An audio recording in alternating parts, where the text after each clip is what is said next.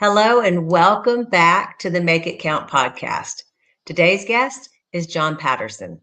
And yes, he has pitched at the highest level with the kind of talent most people spend a lifetime chasing. But what makes John who he is today isn't the career, it's what happened when the chapter changed. He's someone who has lived the pressure, the loss of identity, and the work it takes to rebuild, not just on the outside, but internally. And the way he talks about it now, there's depth there. There's perspective that's been earned. This isn't going to be a highlight reel conversation. It's an honest one. So stay with us because what he shares today is going to hit in a way that you don't expect. So please help me welcome to the podcast, John Patterson. Good morning, John. Can't hear you. Oh, can you hear me now? How about now? It's showing my volume works.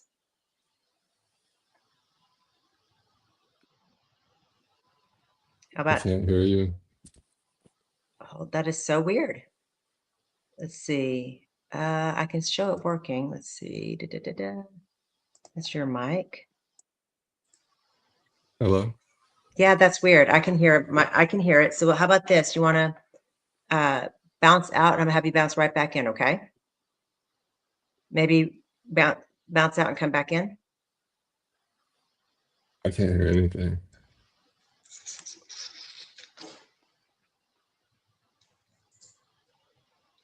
Are you guys able to hear me on there? Somebody? I'm sure you can, right? I can see my volume working. Let's see.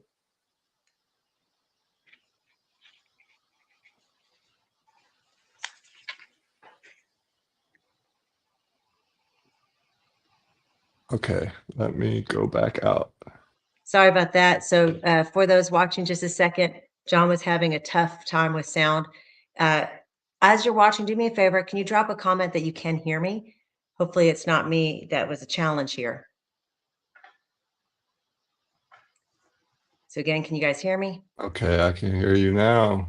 Yes, see, All every once in a right. while, it takes a little something, no problem. Okay. Everyone else can hear, so we're good. Sorry, everyone. That's Yeah. okay. Okay. Did you hear what happened when I had Tammy on the first time? No, I Her didn't. laptop died. Oh gosh. And so I was sitting there Okay. and I'm I have waiting and I'm charge. waiting. Yeah, I was waiting and waiting. And after a few minutes, I went, we're going to do part two. That's what that's going to be. Yeah. It's always something. That's okay. Now we can go it.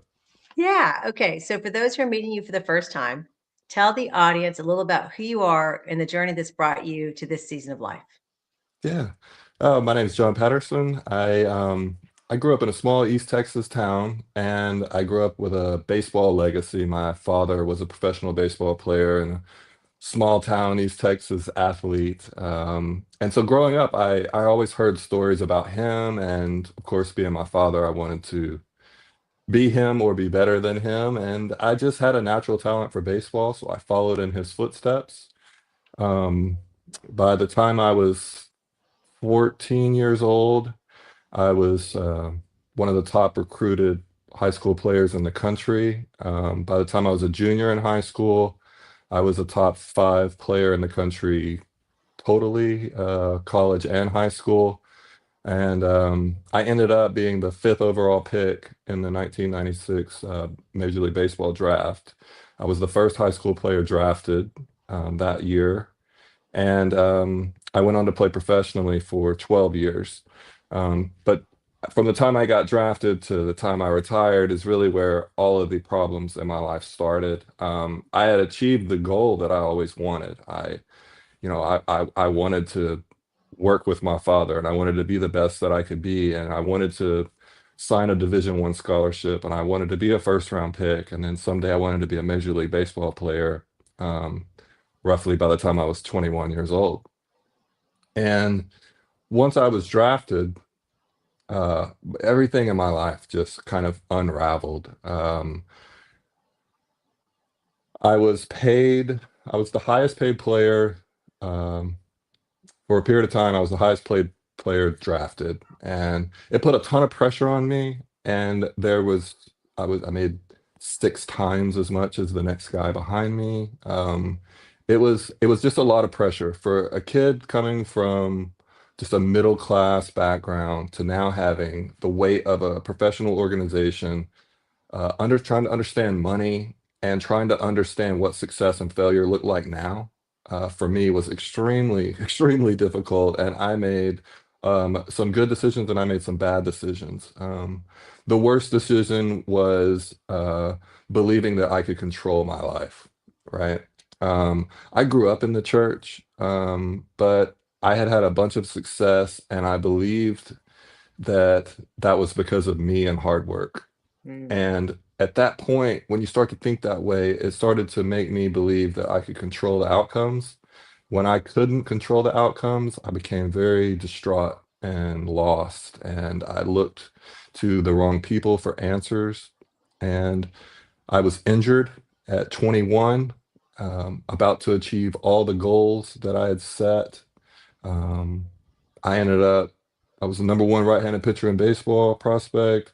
I had just played on the first professional Team USA baseball team, which was the qualifying team for the 2000 Olympics in Sydney.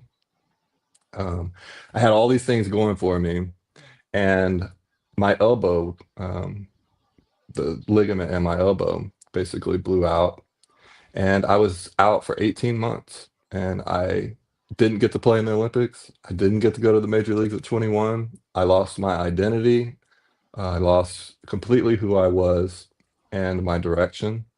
And I fell into addiction and really bottomed out for a couple of years, and then was able to put my life back together, and had one of the best years in Major League Baseball in 2005, only to come back in 2006, throw a pitch, and basically was never the same again. I had another injury and lost my career completely 2 years later.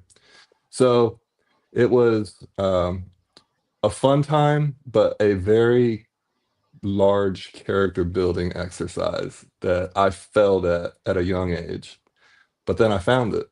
And I think that's where my story now picks up, is kind of where I was in the past is not the person I am anymore. And now mm. I've understood how to decipher all of that, understand where I made the mistake, how I made the mistake, really why I made the mistake, and what was causing all of that. So just going through this whole process and then writing a book about it leads me to, sitting here and having this conversation with you today, is, me taking my failures and my story and putting it out there, and then that allows me to sit here and hopefully help someone else that's going through a tough time. Yeah. Now, as you described that, clearly you went from the Olympics in 2000 and getting injured and not being able to participate Hmm. to your best year in Major League in 2005. Yeah. So there's a window in there. Hmm. What was it? What was the moment that woke you up to say things have to change? So in 2003, I I really failed at setting goals correctly. I set goals that weren't attainable, and then when I didn't attain them, they became this weight that I put around my neck. And then that weight got too heavy, and then I started trying to self-medicate. So I drank more, I used drugs, I took pills, I just did self-destructive things because I spoke poorly of myself. Yeah.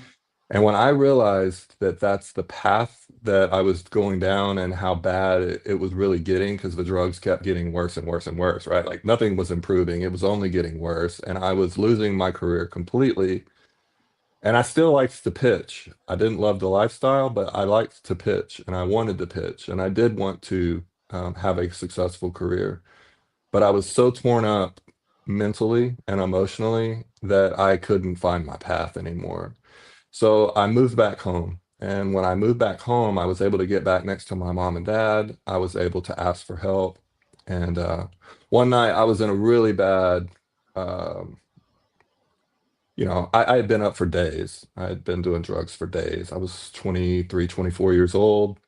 Um, and I called my dad. It was like 2 in the morning. And I said, I need you to come get me. He said, absolutely. Didn't ask a question, came over to my house. I was outside and I was just pacing circles around the driveway. waiting for my dad to show up. And when my dad got out of the truck, I walked over to him, I put my arms around him, and I said, "I want to be your son again." And from that point forward, I have improved. Uh, you know, I built relationships back with my family. I got rid of the toxicity in my life, for the most part. And over the next 12 to 24 months, I really was able to make a lot of progress. But it was coming to the realization that I had to go home and I had to start over. Yeah. You mentioned growing up in East Texas. So Orange, Texas, where is that in East Texas? Yeah, it's in the Golden Triangle. So Beaumont, Port Arthur, Orange. It's this triangle shape right on the Texas Gulf Coast, and Louisiana border. So all the oil refineries and amazing high school sports programs in that area. It's a great place to grow up. Yeah. It was very competitive, small town feel. Friday nights were great, and everybody came and supported the programs. Yeah. It was interesting because I grew up in East Texas, but the opposite end, I guess, of East Texas. That's how much you have to. Texas is that big, right? So It when you said is. East, I'm like, wait a minute, out by Tyler as well? No, Yeah, Tyler's the yeah. Yeah, opposite end that's a of little East farther Texas. north than us. We are in the hurricane strike zone right there on the Texas-Louisiana border on the Gulf Coast. Yeah. You're right, though. It is a great area, which brings Mhm. me up to the next spot. Growing up in Orange, Texas, what first pulled you toward baseball? You shared a little bit. And what Mhm. did the game represent to you at that stage of your life? Yeah, what brought me to baseball was my dad and my brother. My brother was 6 years older than me, and he likes to take credit for me starting to pitch, which it may have. I was young, so I don't really remember exactly how it happened, but he said that he took me out in the yard and we started throwing, and he was like, "That's a great arm. That's special, right?" And then my dad, with his professional background, my dad was a second round pick in 1972, I want to say it was. Um, he was able to coach me and teach me, and so really it became this father son bond, right? That Yeah. you would hope to find. It's the kind of the American dream, and we worked on the field like we did everything baseball. He ran the league. We raked fields. We painted bathrooms. We did all those things. But then he would let me throw and hit. Right. Once we had done the work, so he really taught me the game from the ground up, and I enjoyed that bonding time with my dad. We spent so many hours in a truck driving to baseball tournaments or scouting showcases and things like that that's time that I really appreciate. Um, and then what was the second part of the question? I don't remember the last part. That's okay. And what did the game represent to you at Yeah, that stage of your life? I liked pitching. I liked baseball. I enjoyed the camaraderie of being around the other guys and kind of knowing their story. I did enjoy that, but mostly I like striking guys out and I like throwing hard. It was pretty simple for me. Like my velocity just kept growing and I kept getting taller. My arms and legs kept getting longer and stronger, and so throwing hard and striking guys out was just a ton of fun, and that was really what drew me ultimately to like I want to do this. So like when I was 9 years old, my dad came home from work after his professional career. He worked for Chevron Chemicals, so he comes home and he had this old truck and he pulls the tailgate down. And we were sitting on the tailgate of the truck, and I looked at him. I always had my glove and a ball and his mitt. So when he got home, I would hand it to him, and that's what we would do. He didn't even get to go inside. And I looked at him and I said, "Dad, I'm going to be a professional baseball player when I grow up." And he was like, he looked at me and he said, "Well," he's like, "then these are the things that you have to do." And it was all about work ethic, playing the game correctly, and doing what other people aren't willing to do. It Yeah. was a great life lesson because from that point on, that's really what we did was we trained and we worked on discipline, and I tried to make as few mistakes as possible. But yeah, that's really how my story starts, is on that tailgate when I was 9 years old. Well, and you initially had said something about being like a natural gift. The Yeah, reality is it takes a lot of hard work and discipline still. Even absolutely. if you're inclined to be really good at something, it Hmm. still requires us to lean in and work at it. It does. Yeah, the work ethic is the minimum that you get to put in. Everybody's like, "Well, you work hard." I know, but there's a lot of people that work hard, right? It's kind of doing that extra that everybody else just isn't willing to do or isn't capable of doing Right. that pushes you that last 10%, right? Um, Talent comes into this, right? There are people that are more intelligent, there are people that are more physically gifted. There's always someone that's a little bit smarter or a little bit better. So that does play into it, but you have to be willing to do the extra to get where you want to go. So if you think back to your, I'm going to say childhood years, childhood through high school on, what percentage, granted, let's take the school day out of the equation, right? You're required to go to hmm school.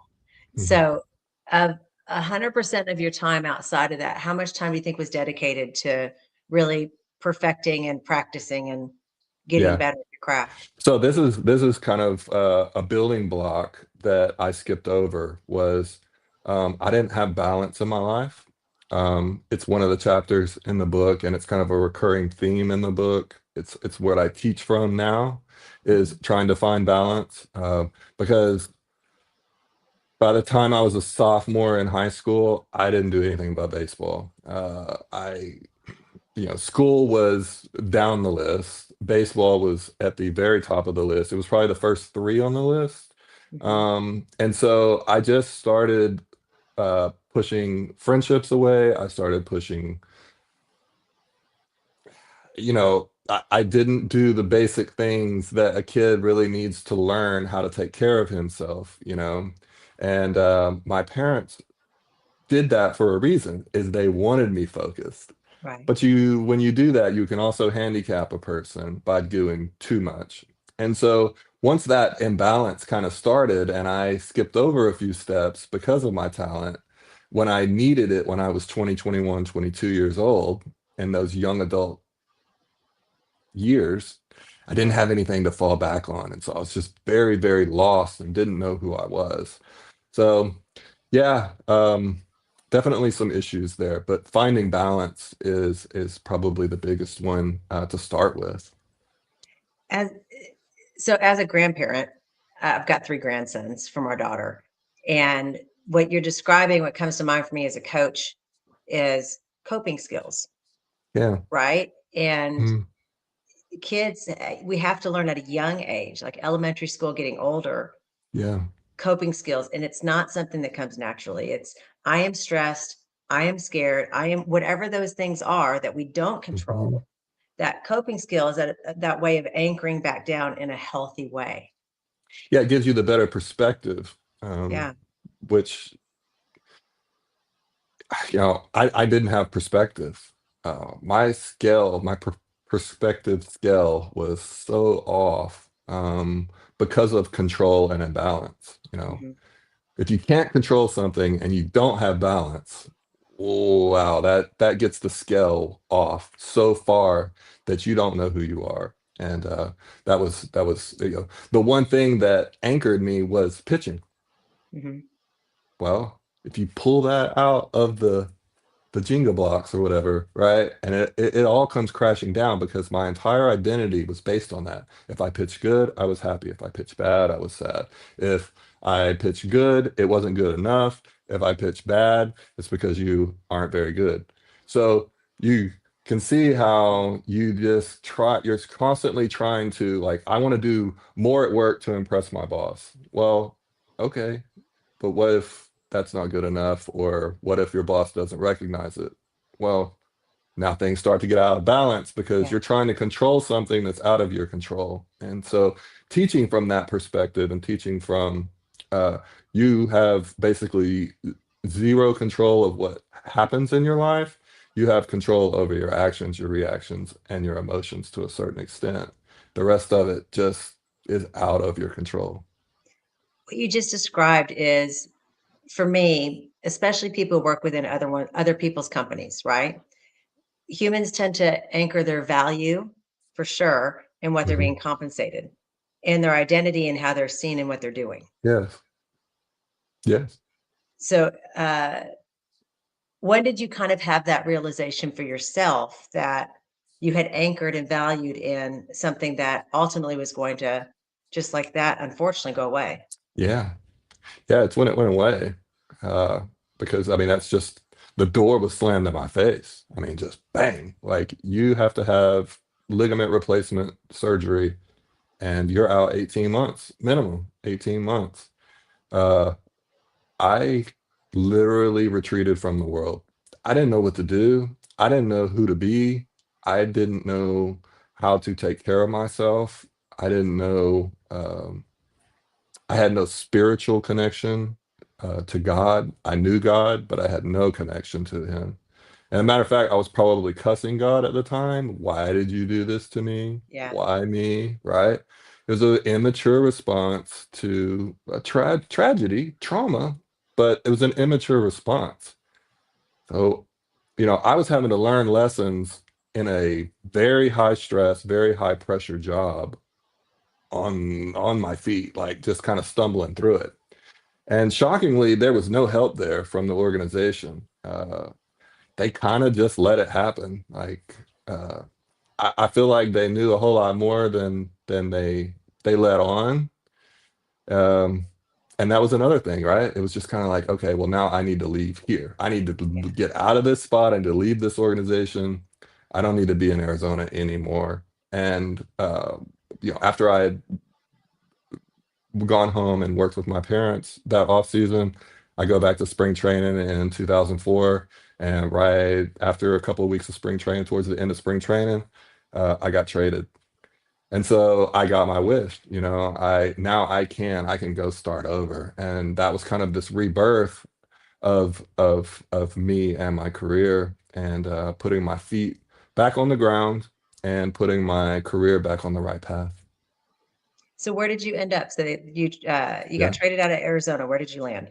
I did. I went to Montreal, which was the last year of the Montreal Expos were in professional baseball because that next year is when that the team moved to Washington, D.C. and became the Washington Nationals. So I got to see the very end of an organization and then the next year, the beginning, the birth of a new organization, which was really, really cool. It was a great experience. I got to play for Frank Robinson, who's a Hall of Famer. It's a legend in baseball as a player and as a manager. I met all new friends. I was in a different country. So when you talk about addiction and you want to start over and you have to make these changes in your life, you got to change people, places, and things. And God did that for me. God Yeah. changed the people, He changed the place, and He changed the things that I was around, where I could focus on my career and be around positive people. Um, it was great. I did get hurt again that year, which was a little bit discouraging, but I ended up having a really productive year that led into 2005, which ultimately um, was where I always wanted to be. It just took me, I don't know, what is that, like 5 extra years to get there, because of the injury and the mistakes. We're going to bounce around a little bit because Hmm. it keeps it's churning up here in my head. Okay. The coping skills, because I know you in your life today, you have a lot of peace, a lot of zen, and you Mm, coach. And I know people that have never invested to have a coach who have invested to have you coach them, right? yes. For those watching, when I say coping skills, I'm talking about something, it's an action or behavior that you're able to do that you do control, right? That helps you move through something or beyond something. And oftentimes that's how people end up in drugs or, alcohol abuse because they don't have a coping skill that's healthy. So they default to something like that. My coping skill, so I'll tell you mine so you can kind of share suggestions you have Hmm. for other people watching because it is a big missed piece, right, John? Yes, If you don't it learn is. coping skills as a kid, at some point as an adult, you have to. And if you Mhm. don't, it's probably going to be really dark. That's right. So my coping skill, my husband laughs, my son laughs too, is cleaning. I like Hmm. to clean. If I'm in a spout where there's things I can't control, this is the thing that I can do that's Yes. healthy. It's not harmful. My house looks great afterward, but it gives me something to Yeah. anchor in. What kind of things do you suggest to others that maybe don't have them and are trying to develop coping skills? Uh, well, I mean, what worked for me was movement. I needed to move, but being an athlete, that was like obviously the top of the list. That's something that I know. I recommend hobbies a lot. And I'm really kind of surprised by how many people don't really have a hobby. They don't have an outlet. It's work, it's family, it's kids, it's possibly charity or volunteer work, but there's really never a personal time where you can step out of everything, kind of let your nervous system reset, relax, think, breathe, like cleaning's great because you're breathing, you're Yeah. focused, you're cleaning and you're breathing. And breathing was a technique that I learned later in life, which I would have loved to have had when I was actually under more stress during my career.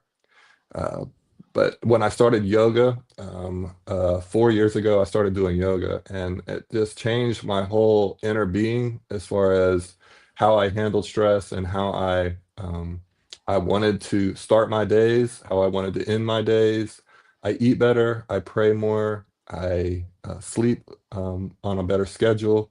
So I found a way to reset my life really on a daily basis. It doesn't mean that I don't get my nervous system out of whack. It doesn't mean that I don't have stress. It just means that I know how to deal with it and it doesn't last as long. Um, Prayer's probably been the number one thing, but yoga and working out is definitely high on the list. It's probably two and three. Well, you mentioned breath. One of my friends and mentors does a lot of breath work, and breath work is different than yoga. Now, granted, it can Yes. be combined with yoga.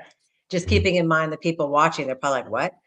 One of the simplest Yeah. things that Jamil taught me, if you're in a state of stress and anxiety, is to breathe in through your nose to the count of 4, Yeah. hold it for 7 seconds, and then release it out of your mouth to the count of 8. And Yes. anybody, whether they've done yoga or breath work or not before, can do that, right? It's breathe in through your nose, count of Absolutely. 4, Yep. hold it for a count of 7, release it through the mouth to a count of 8, and you just find you start to calm Mhm. back down.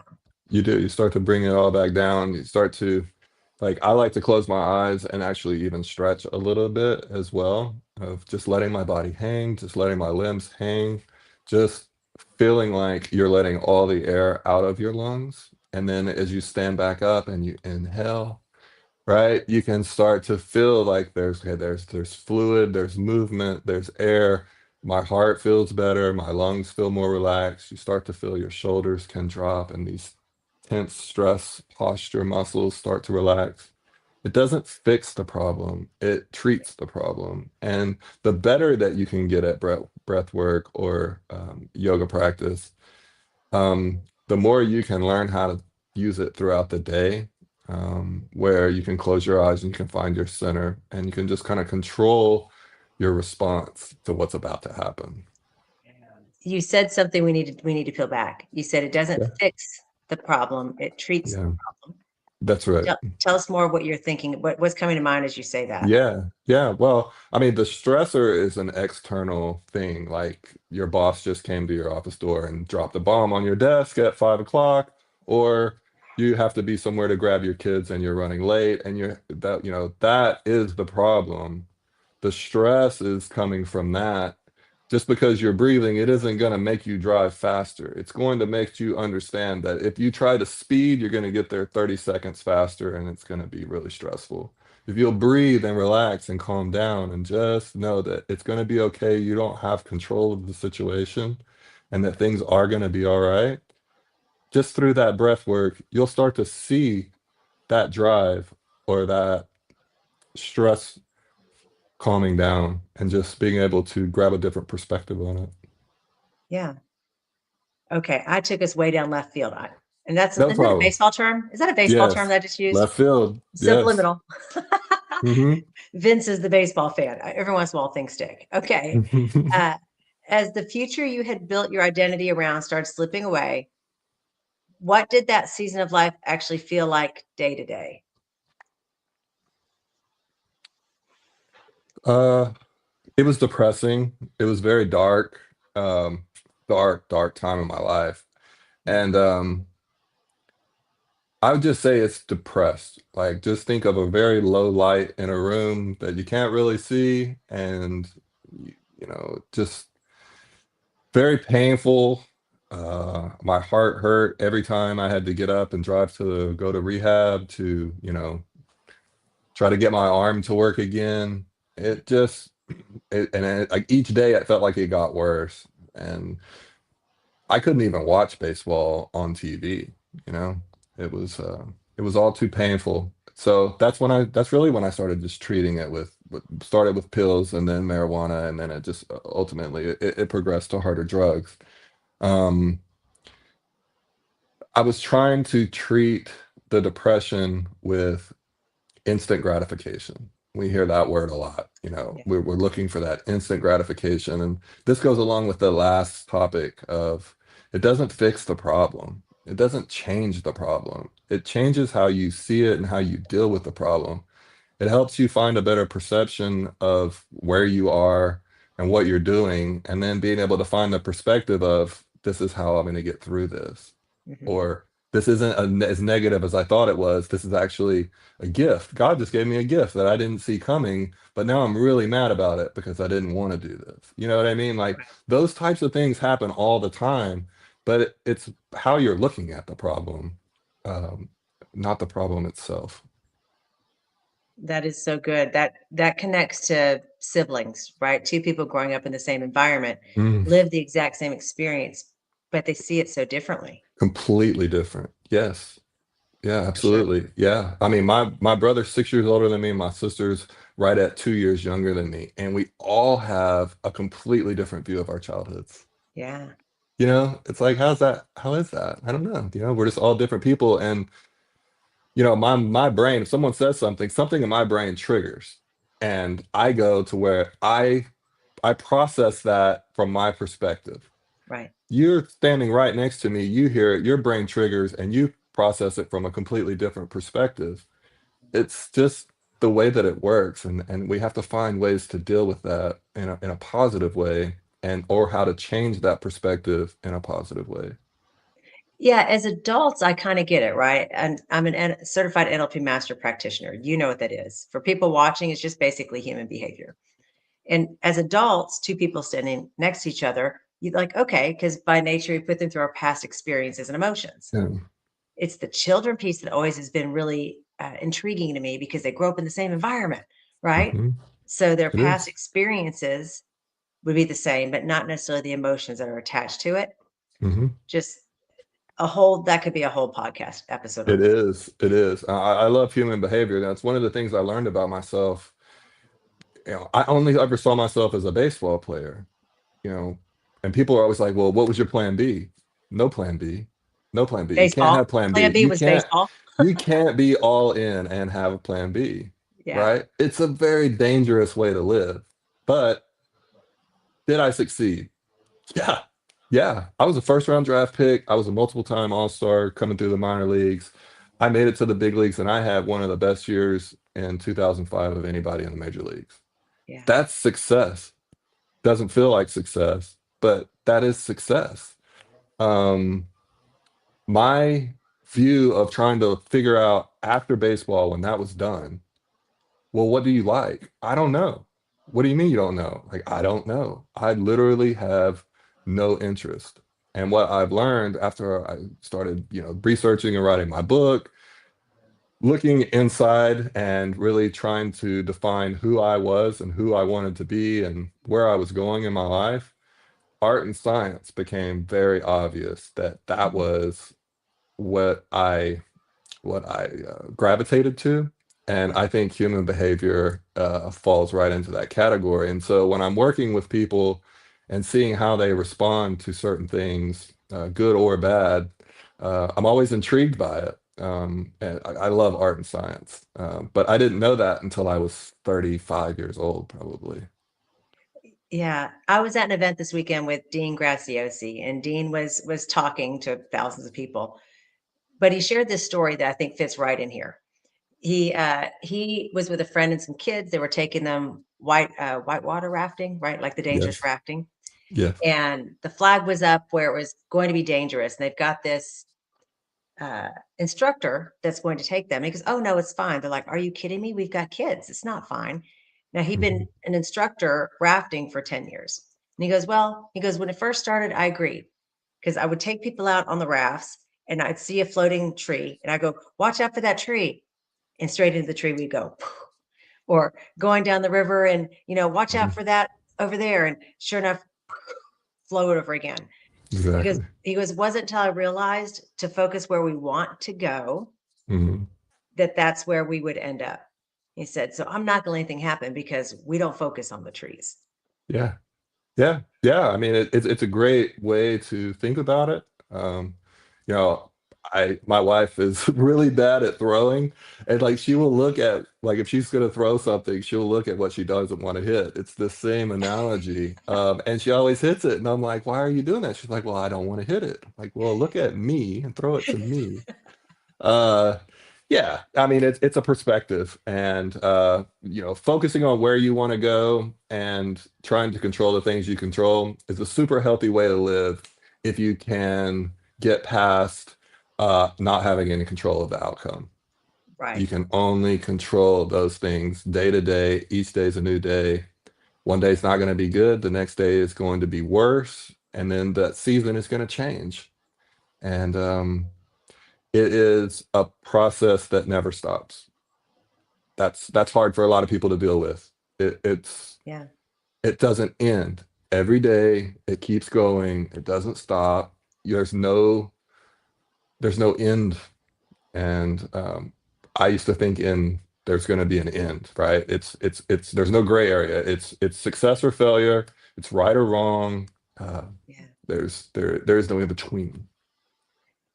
So when you relent control, Mhm. now again, I'm thinking back to when I had made that decision myself. I was getting in my own way. I was like, Lord, it should be your plan.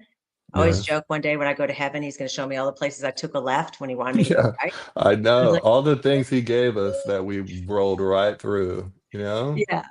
Yeah. So knowing relenting control, then you think about professionally, people constantly want, I'm going to say you, meaning not you, but employees or whatever, Yes. to have all these big forecasted plans. How do you go about planning if you know you're not in control?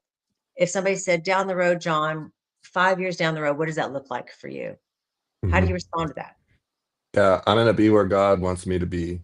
Um, and I don't know where that is, but to this day, I still find myself trying to control things because we're humans and Yeah. it's what we do. Um, But I've literally gotten to the point where if I feel stressed, I pray. If I feel lost, I pray. If my wife is upset with work, I pray. If my son's having a hard time at school, I pray because I want to help them, but I know that I can't. I know I want to help myself, but I know that I can't. I can only give it to God, and then I have to look for the signs of Him working in my life. Whether it's the outcome that I want or the outcome that God wants that I didn't see coming, I have to trust that. And it's a very comfortable place to be, but it can be scary at times because you realize you might end up somewhere you didn't know you were going. And that's I feel like that's my life on a weekly basis right now. I wish it was a daily basis, but definitely weekly, like things change. And my wife's like, you handled that really well. I'm like, I feel like I finally kind of understand what I can fight and where I can fight and where I have to let it go and just let God lead me where I should be. Yeah. That's so good. I'm going to skip a little bit because uh, I love to go down rabbit holes. I've warned you. Yeah, yeah. So yoga eventually became part of your journey. Mhm. How did exploring that practice begin shifting the way you related to your body, your mind, and your identity outside of baseball? Um, well, the physical aspect of yoga I found really intriguing. And the day that I went into the studio, I'd never been in a yoga studio before. Um, I didn't really want to be there. I feel like my wife had kind of talked me into going and doing it because she was going to the studio. She was doing Pilates and bar and that type of thing. And she was like, it's a great environment. She goes, I think you'll enjoy it. And I said, okay, that's fine. And then like 2 months later, it was like, okay, yeah, okay, I'll finally go. And I went and I just was like, That's fun. I enjoy that. And then the perfectionist control freak inside of me came out and was like, I'm going to try to perfect this, right? So then that became a challenge. And then that challenge became relationships with different teachers. And I started to get into the community and I started to see my body change. And I started to think like, wow, I'm thinking differently. I have a much more clear head and my heart feels different. And this breath work and this breathing is releasing tension that I didn't really know was there, but wow, I was really tight, right? So you can see how I'm going to take you down a rabbit trail now of this feeling of I'm getting what I need. I'm allowing myself some personal time for 50 minutes to an hour to just breathe and stretch and focus on me and my body. And in the process, my mind is healing. I really felt like my mind was healing. And I don't know, I don't know if I have the words to really truly describe that of what that feels like. But like I said, I earlier, I started to pray more. I started to eat differently. And I just started to be a better dad and a better husband, and I showed a little better leadership. And those things become addictive, right? One step in front of the other, it just kind of starts to snowball in a positive way. And then I noticed my wife started doing things a little bit differently. My son was super interested in yoga because his dad and his mom were doing it. And so now it's kind of become part of our family. So it was like I gave myself something, but I also was able to give my family something, which has been really nice. Once I got my certification, my mentor and yoga teacher, and really has become a friend of mine, she really pushed me to teach. And I didn't really want to teach a class, but I've enjoyed doing that too. It's been a lot of fun, and it's pushed me out of a comfort zone, which is nice to grow. Mhm. I started doing Pilates and yoga recently. The motivation, of course, was a little different. My parents are up in age and they don't have any core strength, right? No. And they don't exercise. My husband's in the gym 6 days a week, but me, not really something I'm a fan of. Yeah. But I thought, I've got to tighten my core. And the craziest thing started happening. And I'm sure it's because you instruct, you'll see this. My back started popping like it was like, so Yes. Pilates for strength and then yoga for flexibility. I like Yeah, I like yeah, you that. could think about it that way. Hmm. That was yeah. Yeah, yoga to me is a little bit more strength than people give it credit for. You know, they think about it as stretching, but it takes a lot of strength as well. And I prefer hot yoga, so then you're in a 105-degree room, so you're getting this really nice sweat and your body gets loose a whole lot faster. And then just feeling the sweat and feeling like you're getting toxins and things like that out of your body is also very healing. Mentally is you feel like, oh, I got all the bad out. Now I can start my day, or I can focus on what I need to focus on. My mom, I was able to talk her into start coming, and she's lost 20 pounds and has changed her diet.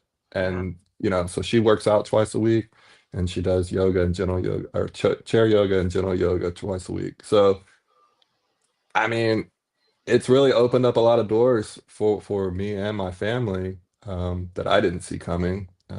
But it's been a gift. Yeah.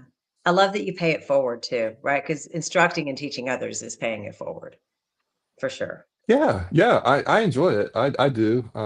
I didn't see this coming, right? This is like if you would have asked me that question earlier, where do you see yourself 5 years in 2020? Do you see yourself being a yoga instructor? I'd have been like, you're out of your mind, right? But that's where God led me. Right. I didn't do that, I just followed, and he put me in the right spot. And to clarify, yoga definitely is a workout It because is. what especially if you lack flexibility to start with, some of the positions and the poses, it's just like, ooh, how do you Hmm. right hold that? Yes. So Yeah. definitely a workout. All right. So Yes. writing your book, perspective, perception, perseverance, required revisiting those chapters that you wrote honestly. What did that process reveal to you about yourself that you hadn't fully seen prior? Well, having to go back and remember uh, the darkest periods of your life and really of your childhood, um, because of the things that you skipped over and the things that you missed, things that you can't go back and get an opportunity to do again. That was hard.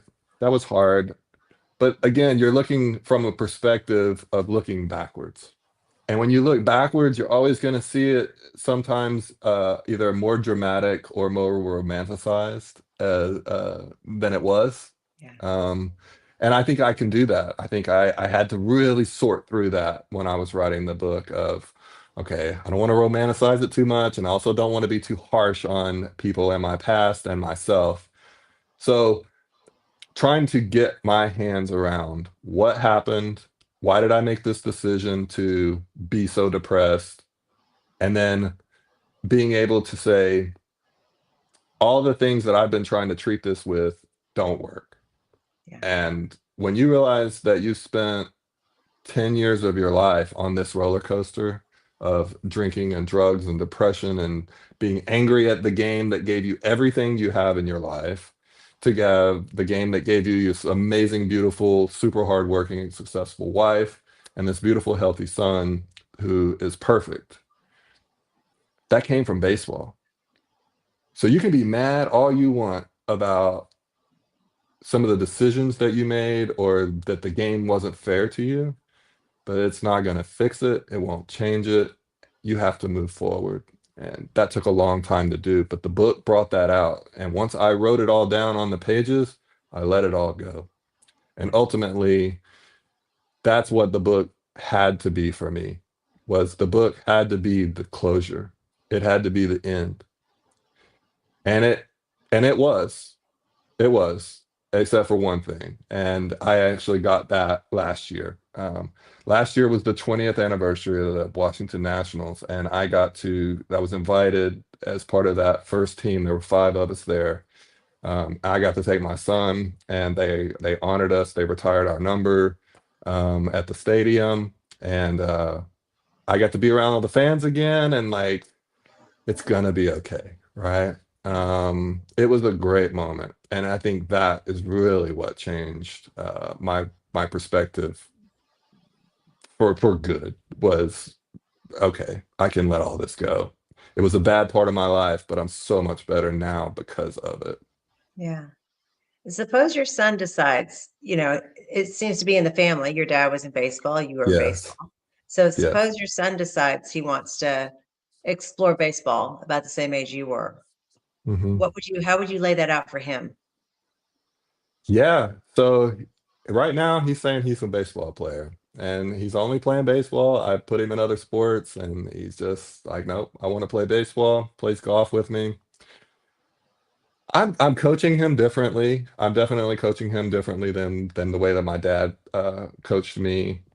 I think that's natural. I think we want to make some improvements, keep some of the things that worked, change some of the things that don't work or didn't work.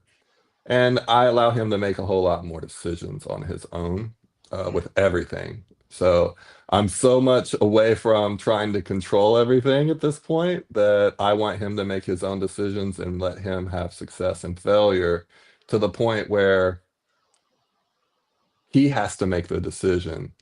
I'm going to deal with it like this and I'm going to get better, or I'm going to deal with it like this and I'm going to pout and I'm going to show a bad attitude. And so, right now, with him being 9 years old, that's really where we are. And he's starting to understand that life skill. Uh, Mhm. as far as playing professionally, I want him to be successful and I want him to be happy, but I will not leave him alone. Yeah. I will go with him. Um, wherever he goes, I will go with him. I won't leave him by himself. Well, yeah, that's a large piece of life to be all of a sudden go from being in the safety net of your parents' home to now being completely on your own in this adult scenario Mm. when you haven't, I like to call it adulted yet, Yeah. right? Yeah. I mean, there was this assumption, like the Diamondbacks, Arizona Diamondbacks, when they signed me, there was this assumption, and they would say it, we are going to take care of him. Mhm. And that's not true. That's not what happens, right? Once they get you and you're there, you're on your own. It's a sink or swim kind of game. And I would never want to put Palmer in a situation like that. Yeah. I want him to have stability and have people he trusts around him to lead and guide him. I would not ever leave him by himself in that environment. Yeah. Well, we've got some time with him at 9 before we start to see him in the That's headlines for right. baseball. So, And to think about, like, I was 9 when I said I'm going to be a yeah. professional baseball player, right? So looking back at him now, it's like, wow, that was a big moment, a big statement. Yeah. Oh, that's great. Okay. So, as you've shared your story and worked with others navigating their own challenges, what conversations or struggles do you find coming up again and again? Oh, anxiety about the future Mm, is always pretty common. Um,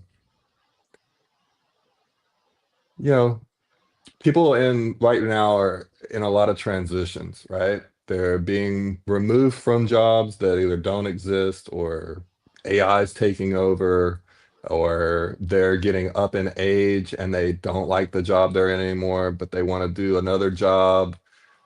But now they've got to put themselves out there. It's all kind of ties back into this anxiety about the future. And this yeah. is where I preach about you have to just get on your knees and you have to pray and you have to give your life to God and thank them, Jesus, God, thank them for everything that you have, and come to all of this from a perspective of, I have enough, you'll provide enough, I am enough. All of those things kind of work together. And I think finding a hobby, like I said earlier, finding personal time, finding something that either walking or doing yoga, things like that, and praying all help with that anxiety. And it gives you that moment to find a path and to find some perspective on it's not what you want, but what God wants that's best for you. Yeah. The event that I mentioned I was at earlier last week, the God was all over this event, thousands of people there. And for those watching that hear that and think woo woo, it shows up in very physical, Hmm. visual ways. Hmm. And I had chatted with this young woman who lived in that area, had gotten her a ticket to be there, didn't know her, had never seen her, didn't know each other's faces. Walking through this resort. Now, John, this is a massive Gaylord in Colorado. Okay. Hmm. You know the one that we have in Grapevine? The thing Yes. is like even bigger. Okay. And thousands of people there. I'm walking on the way down to the event room. There's these group of people. I stopped because it looked like they were looking for something, and I was helping with the event. And I said, "Are you looks? What are you hunting?" And she looks at my name tag and she goes, "Tanya, it's me, literally, right?" So you Yeah. talk about there's not coincidence isn't a thing, right? No. No, No. it's the intervention. And in the same hand, same way that you put people together and God's there, so is darkness because some of the Yes. things that were happening to try to attack people and keep them from what the purpose and the greatness Hmm. planned for them. It might as well have been a church convention. It's almost how much I felt like, you could Yeah. see the movement of Right, both you light see and God. dark in one Yeah, space. Yeah. you see God setting up a plan for you. Yeah, I agree. And I tell my wife all the time, I go to a Bible study on Sunday nights, and the man that leads our Bible study, he's always talking about the supernatural and praying for the supernatural, and God does supernatural things. And I don't know. When you think about it like that as well, you can start to see things completely differently. You see blessings where you wouldn't have seen it before, and you also see evil that you didn't know was there. Yeah. And I see evil now more than ever in my life. Yeah. You can see the deception and you can see the evil everywhere right now. Like there's this spiritual battle going on in the world that is needing Jesus. And I pray for that. I pray that everybody can find that peace because you really don't control what's going on. This is God's plan. Yeah. Absolutely. We don't have much time left, so I want to make sure I get a couple of these in too for the people watching. Um, For someone listening today who may be standing at a crossroads in their own life, what perspective or guidance would you want to leave them with from everything you've learned along the way? Uh, the guidance is, it's really the title of the book, Perspective, Perception, Perseverance. They all start with P's, so hopefully we can all remember that, right? I want everyone to just step back sometimes and think about how they're looking at a problem. And from what perspective are you looking at it from? Are you looking at it from a loss? Are you looking at it from a success, right? Because all successes aren't good. They aren't good. You think they are, but they're not. They've just caused a different problem, and it might be worse. So, having the correct perspective and being able to chase your dreams from that correct perspective, and then having the right perception of yourself. A lot of people don't really look at themselves correctly, right? They view what they want to view of themselves, but they don't have a full accounting of themselves, or even how the perception of other people looking at you might be perceiving you, right? I mean, how many times do we think like, well, these people hate me? Well, they don't hate you, right? That's you are projecting possibly that someone hates you, right? So finding that perception of really what's true, and then the perseverance to be able to fight through, of finding the will to continue to chase your dream, or to make the adjustment, or to make the complete change that you need to make, that I hope you would persevere through that. And ultimately, my wish for everyone is to believe in Jesus, and to come to God, and let God change your life. We're all sinners. We sin every day, and there's only one person that can fix that, and there's only one person that can change our lives, and that's Jesus Christ. Yeah, agreed. We spent a lot of time talking as well about identity. And for people who are trying to figure out what is their identity, the first thought that comes to mind, would love your thoughts on this too, is your identity doesn't waver, Yeah. meaning it is anchored in a substance, a presence. It's not what we do, right? Our Mhm. identity is who we are. Yes. Yes, it's tough. Most people don't think about it this way. I didn't think about it this way until I became well into my adult years. Of what you do is not who you are. Right. Uh, what you do for other people can help people understand a little bit about who you are. If you're doing godly work, uh, that is more of a defining character trait of who you are. Or if you're not doing God's work, that is more of a defining character of who you are than being a successful whatever it is, right? Right. Because you have all that success and all that fame and all that money, and you're lost because you don't really truly know who you are. And then you make horrible decisions based off of what you think other people uh, believe you should be doing. We Yeah. see it all the time.